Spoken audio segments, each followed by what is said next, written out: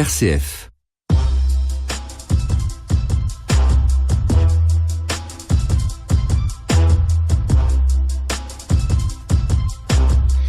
Bonjour à toutes et à tous, merci de recevoir cette nouvelle chronique d'Hommes et Entreprises avec aujourd'hui Maxime Tarchet. Bonjour Maxime. Bonjour Bruno. Vous êtes psychologue de formation, vous êtes dans cette fonction, dans ce métier de conférencier et sur des sujets de développement personnel. On va découvrir avec vous un peu plus ce que représente ce métier de conférencier. C'est exact. Peut-être vous connaître un peu mieux tout d'abord. Vous avez 25 ans et vous êtes à la chaussée Saint-Victor. C'est dans le périmètre de Blois, le périmètre immédiat. Comment est-ce qu'on devient conférencier? Quel a été votre parcours? Alors la première chose que j'ai envie de dire, c'est que tout le monde peut être conférencier. C'est-à-dire que moi, si demain quelqu'un m'aborde dans la rue, je lui dis je suis conférencier, il va me dire bah oui moi aussi. Non, tout le monde peut faire des conférences, mais pas conférencier, c'est un métier quand même. Oui, alors justement, c'est ça qui est intéressant. Aux États-Unis, c'est reconnu en fait comme une profession à part entière. Et en France, malheureusement, c'est pas considéré comme une profession à part entière. Donc la première chose que j'ai fait, c'est me demander comment moi je peux faire pour acquérir le statut de conférencier professionnel. À partir de quel âge et après quelles étapes vous voilà, avez donc je vais posé faire un cette petit peu question? mon parcours, bien sûr. Voilà, moi je suis psychologue de formation, donc spécialisé dans la mémoire, et je suis particulièrement passionné par la prise de parole en public. Donc à la fin de mon parcours universitaire, je suis parti qui s'est déroulé à Tours, je crois. Exactement, qui s'est déroulé à Tours. Je suis très attaché au rite de passage, donc j'ai pris le temps de partir à Saint-Jacques-de-Compostelle pour réfléchir justement au projet que je voulais faire. Sur le trajet, j'ai eu donc beaucoup de réflexions, beaucoup d'idées. Et en revenant, la première chose que je me suis dit, c'est ok, c'est parti, je me lance. Et puis finalement, vous aviez quel âge? J'avais 23 ans. Donc il y a 2 ans. Voilà, exactement, okay. Tout à fait, c'est ça. Donc en revenant de Saint-Jacques, je me suis dit ok, maintenant je me lance, c'est parti, je monte ma boîte. Et en fait, finalement, la pression sociale, vous voyez, me disait mais non Maxime, tu peux pas monter ta boîte, vaut mieux que tu rentres dans un établissement et que tu deviennes psychologue, tu vois. Donc j'ai cherché, j'ai postulé partout et arrivé en décembre, finalement j'ai rien trouvé. Alors j'avais un peu la haine, j'étais de retour chez mes parents, c'était très lourd comme situation. Et donc je me suis dit en janvier, j'ai pété un câble en fait quelque part. Je me suis dit ok, puisque personne veut de moi, très bien, je vais créer ma propre boîte. Donc je me suis dit qu'est-ce que j'aime faire? Qu'est-ce qui me fait lever le matin? Et la réponse ça a été j'aime beaucoup transmettre. J'aime beaucoup la mémoire et la prise de parole en public, c'est mon truc. Donc je me suis dit ok, je pars là-dessus et j'ai monté mon entreprise donc du nom de Cap Memory, qui vise à proposer des consultations, des conférences et des formations sur le domaine de la mémoire et de la prise de parole en public. Comment avez-vous choisi ces études de psychologue dont on sent bien qu'elles trament et qu'elles fondent un peu cette orientation professionnelle? Alors, j'ai toujours été très intéressé par les capacités de l'humain. De longue date, je lisais beaucoup de livres de développement personnel. Je pense à Joseph Messenger sur les gestes et à tout un tas de livres en fait qui expliquaient justement comment fonctionnait sociologiquement l'humain, mais aussi psychologiquement et ainsi de suite. Et de fil en aiguille, j'en suis arrivé à me dire ok, c'est étonnant parce que la mémoire, il y a un truc à faire de ce côté-là. Je suis tombé sur un livre de Olivier Lejeune. Je ne sais pas si vous connaissez ce monsieur. Non. Alors c'est quelqu'un d'extraordinaire. Si vous lui donnez une pièce de théâtre à apprendre la veille pour le lendemain, il en sera capable. Ouais. Donc ça, c'est une capacité de mémoire extraordinaire. Alors justement, c'est la première question que je me suis dit. Est-ce que ce mec, il est différent de moi? Est-ce qu'il a un cerveau surdéveloppé? Ou est-ce qu'on est tous capables de faire des prouesses de mémoire comme ce gars-là? Alors sur son livre, donc, qui s'appelait Mémoire d'éléphant, j'ai trouvé beaucoup d'explications sur le fonctionnement de la mémoire et ainsi de suite. Et je me suis moi-même en fait bluffé par une méthode de mnémotechnie qui visait à retenir 20 mots dans l'ordre. Donc ça m'a vraiment surpris. Je me suis dit, ok, si moi je suis capable de ça, comment ça se fait que j'ai autant galéré quand j'étais à l'école? Et cette découverte de cet ouvrage, par exemple, d'Olivier Lejeune, c'est après vos études de psycho, avant? En fait, au tout début. Et donc, ça a été Mais comment vous avez choisi la voie psychologique? Vous avez le bac et vous avez plusieurs choix ou il y a quelque chose qui s'impose ou rien ne s'impose et vous vous dites, tiens, je vais faire psycho à défaut? Non, pas du tout. En fait, à la fin de mon bac, je me suis dit qu'est-ce qui me plaît le plus parmi les choix qui sont disponibles. Et honnêtement, c'était l'humain et la psychologie en fait qui m'ont le plus parlé. Donc c'est pour ça que je me suis simplement dirigé vers le métier de psychologue. Qu'est-ce que ça vous a appris, ces études de psychologie qui sont à la fois si tentantes et en même temps dont on dissuade tant les jeunes bacheliers? J'ai envie de vous dire, dès la première année, c'est très très difficile parce que la plupart des cours, il y a beaucoup de trous en fait déjà dans l'emploi du temps, donc c'est difficile. De plus, donc voilà, il y a beaucoup de trous dans l'emploi du temps, donc c'est pas facile d'une part.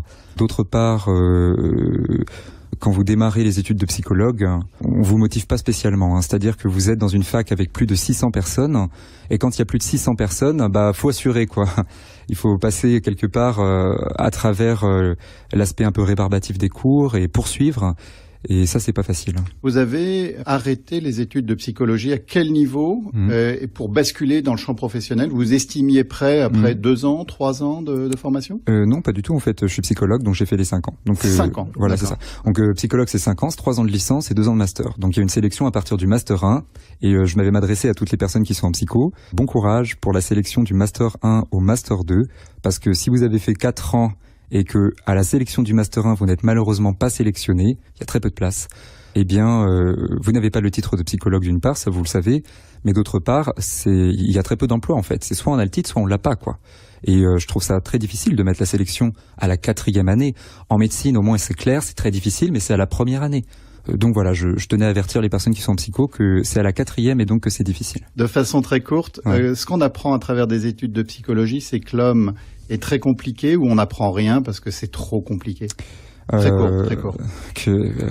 On pouvait reformuler. Est-ce que l'individu se comprend avec 5 ans d'études? Pas du tout, vraiment. En fait, d'ailleurs, on apprend à être mécanicien du cerveau. C'est comme ça que je le dis.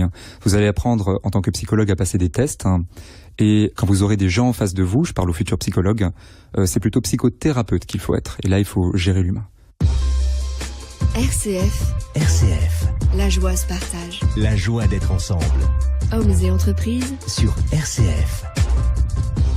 Maxime Tarchet avec nous, qui est conférencier. Alors on découvre ce métier de conférencier avec vous. Vous êtes dans le Loir-et-Cher, mais vous opérez sur un territoire bien plus large. Par exemple, dites-nous la dernière conférence, sur quoi portait-elle et devant qui et à la demande de qui? Donc la dernière conférence que j'ai faite, c'était devant la Chambre des experts comptables. Donc c'est un groupement d'entreprises autour de la comptabilité, et c'était donc à l'Orangerie du Château de Blois. D'accord. Et alors la thématique, il vous avait demandé, puisque vous pouvez intervenir sur des sujets de développement personnel, c'est-à-dire en l'occurrence la prise de parole en public, comment améliorer sa mémoire, et sans doute d'autres sujets sur lesquels vous travaillez. En l'occurrence, nos experts, nos professionnels, sur quoi voulaient-ils vous entendre et pendant combien de temps? Alors, les conférences durent en général de 45 minutes à 1h30 selon la demande du client. Donc la conférence qui, moi, est la plus demandée est booster votre mémoire et impacter celle du client. Donc c'est en 2 phases. D'abord, je leur démontre par la conférence elle-même qui peuvent développer une mémoire que j'appelle une mémoire d'éléphant, une très bonne mémoire, et d'autre part qui peuvent impacter celle des autres. En cela, il y a des méthodes donc pour être mémorable. Est-ce qu'on est proche dans cette fonction du stand-up, c'est-à-dire que vous êtes devant 150 personnes et vous allez avoir une vraie exposition au regard des autres? Ou bien vous êtes derrière un pupitre, vous faites votre conférence? Quelle est votre façon de conférencer? Oui, alors justement, on va faire tout de suite la part des choses, parce qu'il y a conférencier et conférencier professionnel. Vraiment, je distingue bien les deux. Le conférencier, c'est la personne qui juste transmet son savoir de manière très descendante, et c'est super ennuyeux. Moi, quand on me dit conférence, je m'ennuie presque rien qu'avec le mot. La différence avec le conférencier professionnel, c'est que la personne va être capable de transmettre son sujet d'une manière très didactique, avec des techniques, des méthodes qui vont faire que les gens restent accrochés du début à la fin.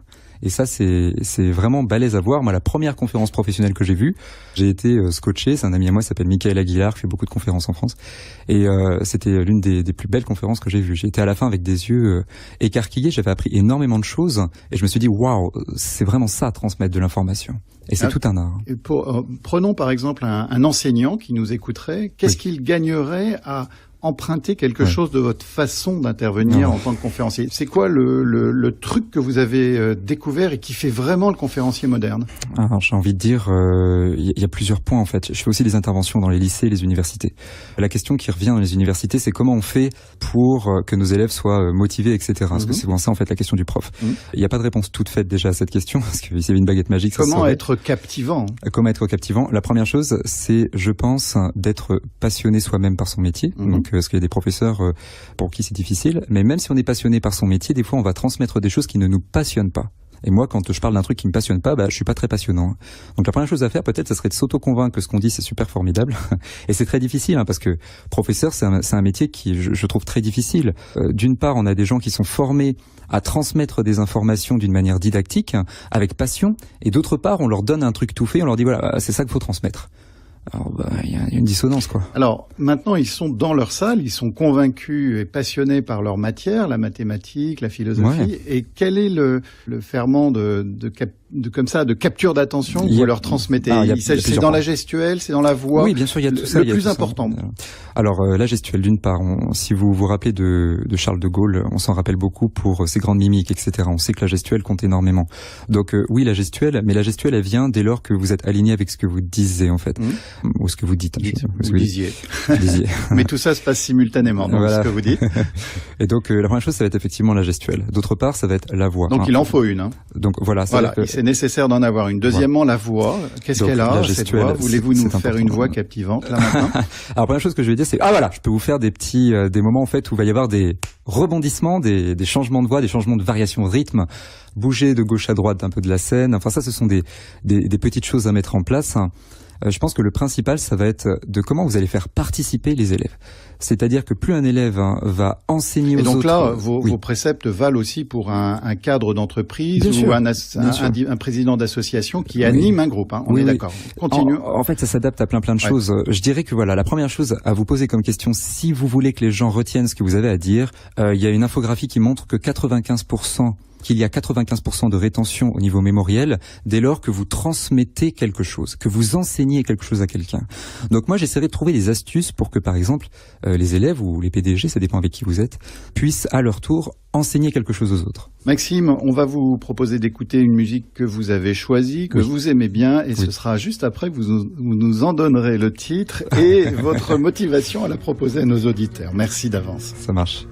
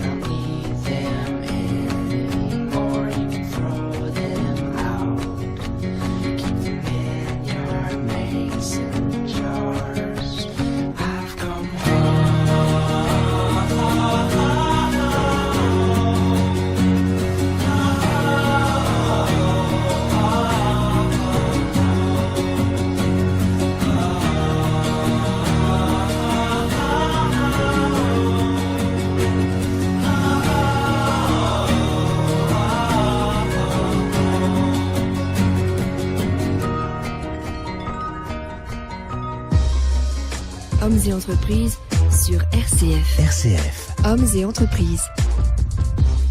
Voilà, on retrouve Maxime Tarchet avec ce job sérieux de conférencier. Oui, les parents, vous pouvez dire à vos enfants, conférencier, c'est vraiment une filière. C'est une filière. Conférencier sur des questions de développement personnel, comment avoir une meilleure mémoire, avoir confiance en soi, etc. Maxime, vous avez choisi une musique qu'on vient d'entendre.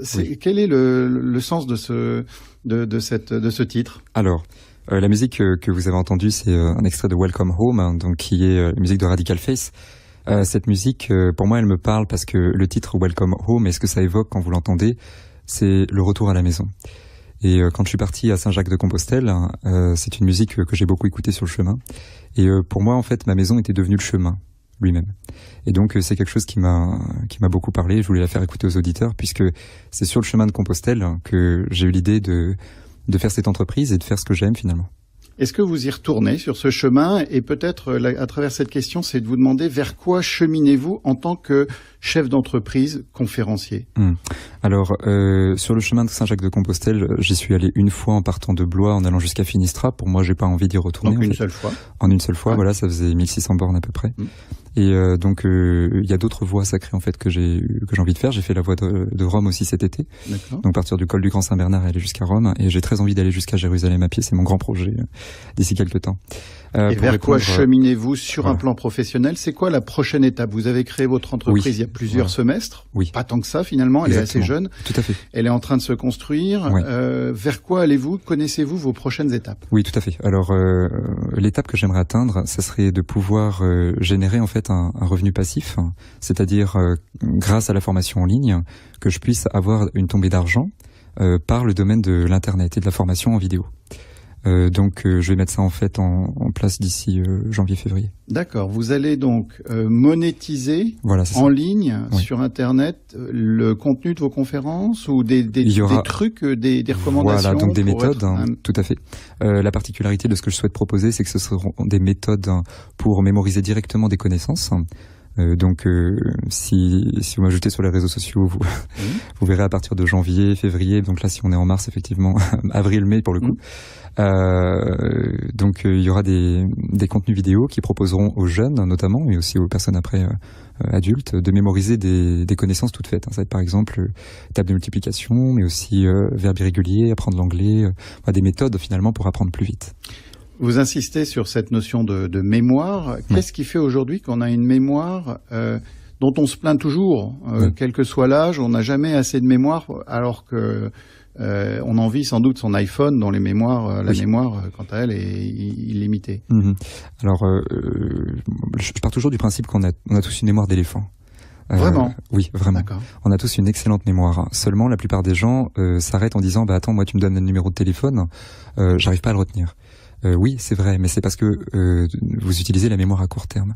Et il y a une autre mémoire qu'on utilise beaucoup moins, mais qui est très efficace et qui est utilisée dans les championnats du monde de mémoire.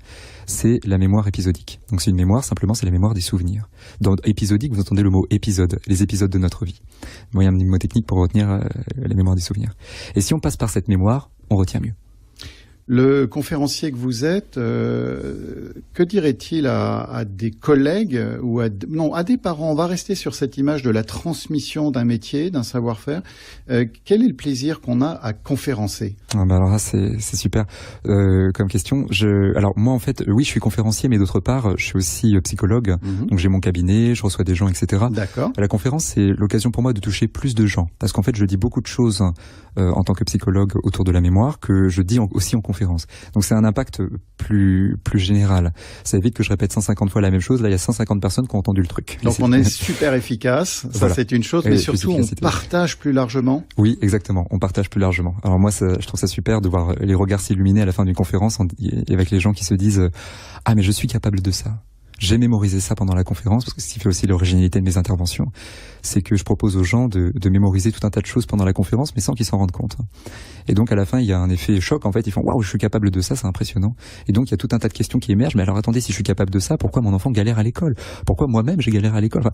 Est-ce que vous aidez ce même auditoire, ce même public à transmettre à son tour des informations à sa descendance, à son ascendance, à ses proches, à ses collègues? Et c'est ça, même j'ai envie de dire, c'est vraiment ça. La démultiplication de... Exactement, c'est la base de la transmission, vraiment. C'est-à-dire que mon objectif, c'est que les gens eux-mêmes puissent transmettre ce que je leur transmets, et sinon ils l'ont pas pigé. Quand les gens pratiquent directement pendant l'intervention, on n'est plus dans de la conférence où les gens reçoivent de la théorie, on est dans de la pratique. Et dès lors que les gens pratiquent, ils savent faire. S'ils savent faire, ils savent le réexpliquer. S'ils savent le réexpliquer, alors c'est gagné. On va faire une toute petite pause de quelques instants et vous retrouvez Maxime et vous nous parlerez des préoccupations que le professionnel que vous êtes en Loir-et-Cher peut rencontrer. RCF. Hommes Hommes et entreprises sur RCF. La joie d'être ensemble. Maxime Tarchet, conférencier. Maxime, c'est pas trop difficile de répondre à des questions alors que vous êtes habitué sur une scène à être finalement le maître du temps.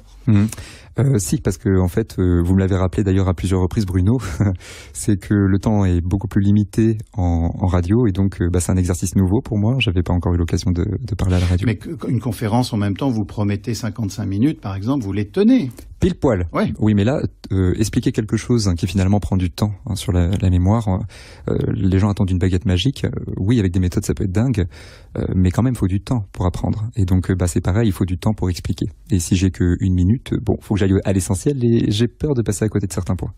Quand une maison de retraite, par exemple, vous demande une conférence sur la mémoire pour ses pensionnaires, qu'est-ce que vous attendez du commanditaire, finalement, qu'il vous donne un lieu, un timing, où vous arrivez et vous occupez de tout? Qu'est-ce qu'il peut négocier avec vous? Alors, la première chose que j'ai envie de faire avec lui, c'est de lui demander quel est le public. C'est-à-dire combien il va y avoir de personnes, qu'est-ce qui est pour lui un gage de réussite? Est-ce que c'est les applaudissements à la fin? Est-ce que c'est les gens qui en parlent pendant des heures, des mois? Je veux vraiment savoir quel est son objectif. Ensuite, je demande beaucoup de questions techniques. Est-ce qu'il va y avoir un maître de cérémonie? Est-ce qu'il va y avoir que moi? Est-ce qu'ils ont l'habitude de ce genre de conférences? Quel âge ils ont? Évidemment, il faut s'adapter à son public. Quand je fais des interventions face à des lycéens, c'est pas la même chose que si je fais une intervention face à des chefs d'entreprise ou des experts comptables. On est d'accord. Voilà. Ok. Peut-être, est-ce que vous travaillez aussi avec d'autres conférenciers? Est-ce qu'il y a un travail de réseautage comme cela? Bien sûr. Alors lesquels? Dans quelle région? Alors j'en ai parlé en fait au tout début de l'émission. Je l'évoquais juste brièvement. Mais comme tout le monde peut dire qu'il est conférencier, moi mon premier réflexe ça a été de dire ok, comment je deviens conférencier professionnel? Et il y a une association à Paris qui s'appelle l'Association française des conférenciers professionnels, qui réunit vraiment des pointures de la conférence en France sur tout un tas de domaines variés. Et en les rejoignant, j'ai appris énormément et c'est là que j'ai le plus grandi dans le domaine de la conférence. Et je m'y forme donc chaque mois. En fait, j'y reviens chaque mois. C'est à Paris. Qu'est-ce que la dernière chose qu'en tant que conférencier vous ayez apprise au travers de ces intervisions, supervisions, formations? C'était quoi? À mettre vos pieds avec vos mains, à faire une bonne blague pour démarrer et briser la glace, comme on dit? Non. Alors effectivement, quand vous êtes conférencier, moi j'ai tendance à dire qu'il faut faire un peu du show. C'est-à-dire que d'une part, vous allez entraîner les gens dans quelque chose de ludique, de sympa, et en même temps, vous avez une profondeur de discours. C'est les deux alignés qui font, je pense, le bon conférencier. La dernière chose que j'ai apprise, c'était de pouvoir proposer une conférence de tête sans aucune diapositive. Donc ça c'est très pratique. Par exemple, quand vous arrivez devant un parterre de chefs d'entreprise et que le diapo marche pas, vous avez la haine parce que vous avez 80 personnes qui vous regardent et au prix de la conférence, vous n'avez pas intérêt à vous foirer. Donc là, à ce moment-là, c'est très utile d'avoir cette méthode. D'accord, c'est une sorte de scénario de crise. Je vais vous poser deux questions pour terminer. Oui, la première, quelle est la difficulté à laquelle vous aimeriez sensibiliser nos auditeurs que les conférenciers comme vous rencontrent aujourd'hui? C'est une question administrative, financière. Alors déjà, en fait, la principale. Ok, je vais aller au plus court, parce qu'il y a plein de choses qui me viennent. Donc le plus court, je dirais que le plus difficile, c'est d'atteindre un niveau de reconnaissance, parce que ça prend du temps. Si vous voulez être conférencier et en vivre, il va vous falloir 3-4 ans. Ou alors vous êtes vraiment le top du top et vous appelez Tony Parker. Et comment aller plus vite dans ce champ de la reconnaissance? Alors si vous voulez être conférencier, déjà, je pense qu'il faut avoir un bagage en fait derrière, soit une formation de base, soit quelque chose vraiment que vous avez à transmettre et qui vous tient à cœur. Une fois que ça c'est fait, vous pourrez alors développer votre image. Et c'est la première chose qu'on m'a appris. Il y a de la place pour des collègues. Et en fait, oui et non, c'est-à-dire que ça dépend de votre sujet. Si vous êtes spécialisé dans la vente et le leadership, il y a beaucoup de gens sur le domaine. Sur la mémoire, il y en a beaucoup moins, il y en a quand même. Mais du coup, je pense que la première chose à faire, c'est vous poser la question, quelle est votre particularité? Une fois que vous l'avez extraite, vous vous dites, ok, maintenant comment je développe mon image à partir de ça? Bon développement, Maxime Tarchet. Merci d'avoir partagé ces mystères du métier de conférencier avec nous. Okay. Et puis, bonne mise en ligne de vos contenus et bonne monétisation de tout cela. Merci beaucoup, Bruno. À la prochaine. Au revoir. Merci.